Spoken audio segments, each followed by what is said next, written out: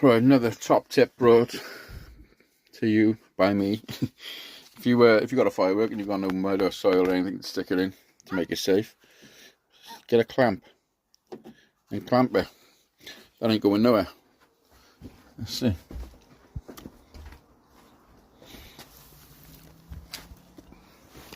Harry, quick!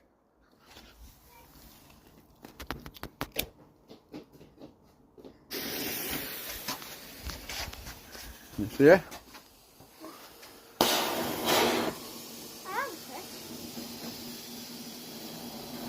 Now we're going to start them. Holy shit.